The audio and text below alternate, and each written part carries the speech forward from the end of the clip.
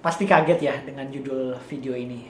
Jangan kaget, ini bukan video yang mengajarkan tentang kesesatan, tapi ini adalah video yang saya bagikan tentang bagaimana cara ampuh yang saya lakukan selama ini untuk mendengar isi hati Tuhan, mendengarkan suara Tuhan secara langsung. Oke, kita langsung aja.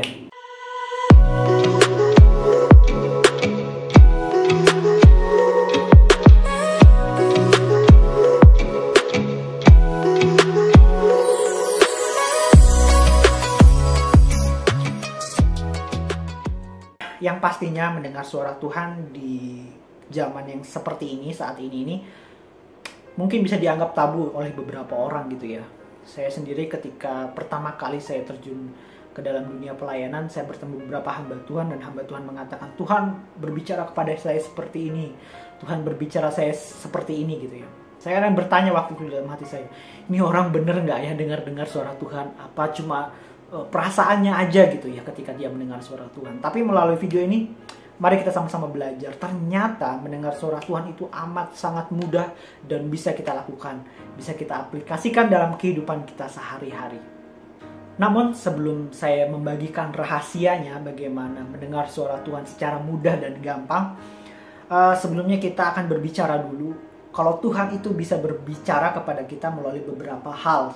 Saya di sini ada mencatat ada 4 poin di mana Tuhan itu bisa menyampaikan suaranya. Yang pertama, Tuhan itu bisa berbicara kepada kita melalui mimpi.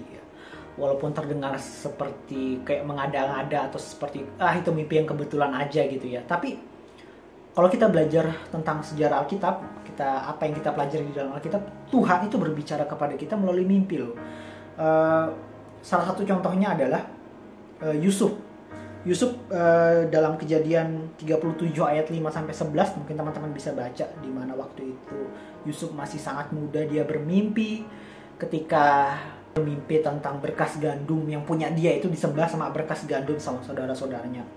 Waktu itu mungkin dia tidak mengerti dan dia hanya ingin membagikan mimpinya. Tapi beberapa tahun kemudian ketika Yusuf sudah diizinkan Tuhan untuk menjadi seorang perdana menteri di Mesir, apa yang dia mimpikan itu terjadi. Akhirnya dia melihat secara nyata bahwa apa yang dia mimpikan, Tuhan kasih mimpi melalui dia, ternyata terjadi. Jadi hal yang pertama adalah bagaimana cara Tuhan berbicara kepada kita manusia, itu yang pertama melalui mimpi. Yang kedua adalah melalui hati nurani gitu ya. Pernah nggak kita ketika kita ingin melakukan sesuatu yang salah gitu ya, sesuatu ini salah, tapi tiba-tiba di dalam hati kita sepertinya kita sendiri yang ngomong, jangan lakukan itu gitu. Nah, beberapa orang berpendapat bahwa ya itu memang suara hati kita. Tapi saya pribadi, saya percaya bahwa itu suara Tuhan. Tuhan itu berkoneksi dengan kita. Saya akan meneguhkan melalui sebuah bacaan Roma 9 ayat yang pertama. Teman-teman bisa buka ya di rumah ya. Roma 9 ayat yang pertama. Ini adalah surat Rasul Paulus kepada jemaat di Roma. Aku mengatakan kebenaran dalam Kristus, aku tidak berdusta. Suara hatiku turut bersaksi dalam Roh Kudus. Suara hatiku turut bersaksi dalam Roh Kudus. Dan kalau kita sudah terkoneksi dengan Roh Kudus, saya percaya suara hati kita itu juga terkoneksi dengan suara Roh Kudus. Yang ketiga adalah melalui orang lain. Nah, di dalam sejarah Alkitab sendiri pun ada beberapa hal di mana beberapa nabi, beberapa raja mendapatkan atau mendengar suara Tuhan itu melalui orang lain gitu ya. Salah satu contohnya adalah Raja Daud ketika dia mendapat teguran dari Nabi Nathan ya, ada di 2 Samuel 12 itu. Teman-teman bisa baca. Jadi Tuhan itu bisa menyampaikan suaranya melalui orang lain yang bisa jadi orang lain tidak kita kenal ataupun orang lain yang kita kenal gitu ya. Kemudian yang keempat adalah secara langsung atau audible. Jadi kayak dengar langsung suara Tuhan, walaupun sampai saat ini itu mungkin masih diperdebatkan ya, apa mungkin ini orang dengar suara Tuhan atau enggak gitu ya. Tapi saya pribadi, saya percaya ada orang-orang yang dikaruniakan sampai saat ini untuk bisa mendengar suara Tuhan secara audible. Kalau di dalam Alkitab sendiri ada ya ceritanya tentang Samuel waktu dia masih kecil. Dia mendengar suara Tuhan secara langsung, secara audible ya. Waktu dia masih kecil dia nggak ngerti apa-apa, tiba-tiba ada yang suara membangunkan dia, Samuel, Samuel gitu ya. Teman-teman bisa baca di dalam Alkitabnya. Dan sampai saat ini saya percaya hal itu Tuhan masih karuniakan kepada setiap kita anak-anak Tuhan. Dan kita masuk ke dalam rahasia video ini sebenarnya ya. Inti dari video ini adalah bagaimana mendengar suara Tuhan dengan mudah gitu ya. Simple banget.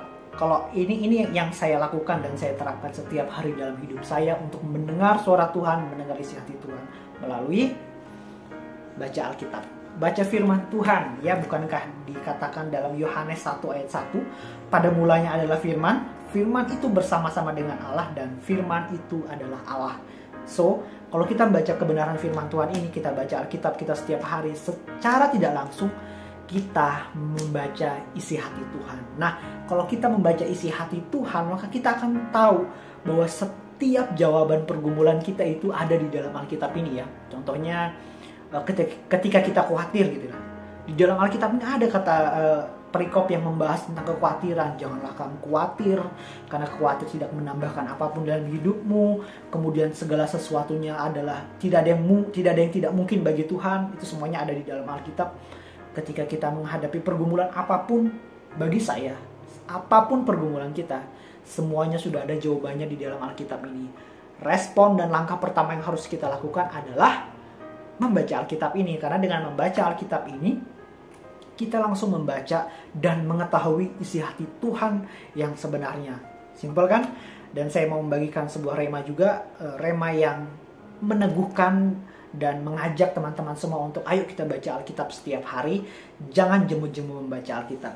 Saya mau membagikan sebuah rema ya untuk teman-teman hari ini di 2 Timotius 3 ayat yang ke-16 sampai 17. Semuanya mungkin pernah membaca firman Tuhan ini, tapi saya rindu kita semua untuk membacanya bersama-sama hari ini ya, tentang meneguhkan kita untuk membaca firman Tuhan, membaca Alkitab setiap hari.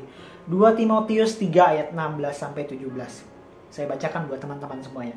Segala tulisan yang diilhamkan Allah memang bermanfaat untuk mengajar, untuk menyatakan kesalahan, untuk memperbaiki kelakuan, untuk mendidik dalam kebenaran.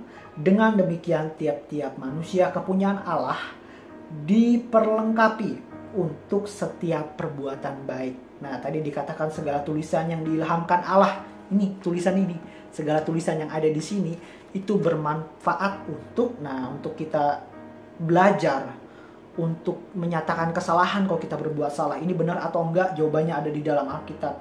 Untuk memperbaiki kelakuan kita, ya banyak banget kita pasti sering banget jatuh di dalam dosa. Tapi dengan membaca kebenaran firman Tuhan, kita akhirnya diarahkan untuk tidak berdosa lagi. Kemudian untuk mendidik orang di dalam kebenaran. Ini yang paling penting nih, mendidik dalam kebenaran. Karena hakikat hidup kita ini adalah hidup benar. Dengan kita menjadi hidup benar, kita pasti menjadi orang-orang yang baik.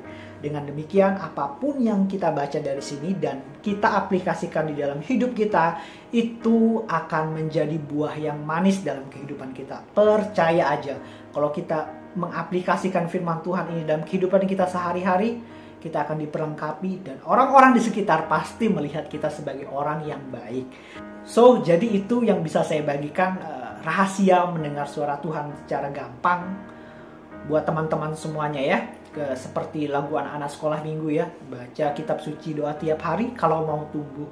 Terima kasih untuk teman-teman semuanya. God bless you all. Thank you.